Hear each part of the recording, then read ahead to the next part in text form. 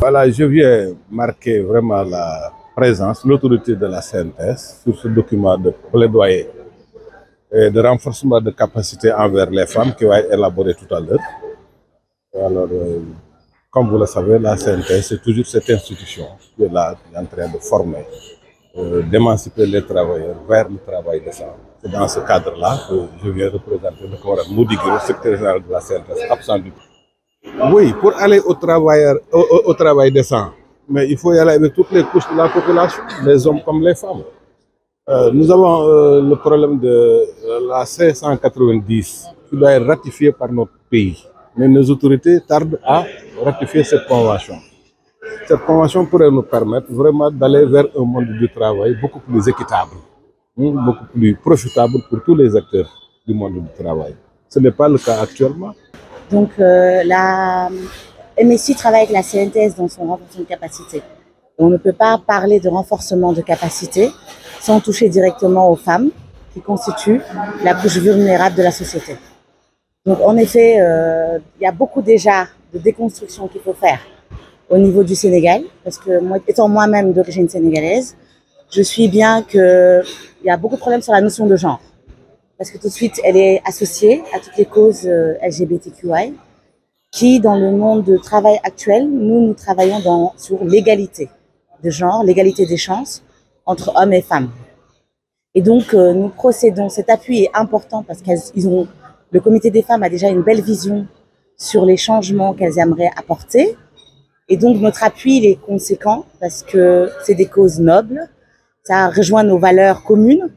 Et donc ici, il est important d'arriver à un leadership féminin, à avoir également des femmes renforcées qui ont la même chance que les hommes dans le milieu du travail. Parce que dans le milieu du travail, c'est un milieu où autant les hommes que les femmes exécutent le même travail. Et donc, il ne devrait pas y avoir de déséquilibre ou de notion de pouvoir non équilibrée, parce que dans le milieu du travail, on est tous liés par un contrat de travail avec des tâches précises et il ne doit pas y avoir de différence ni au niveau salarial ni au niveau de traitement et dans l'opportunité d'avancer et d'avoir des positions de leadership au sein de nos entreprises ou de nos lieux de travail concernant l'informel également.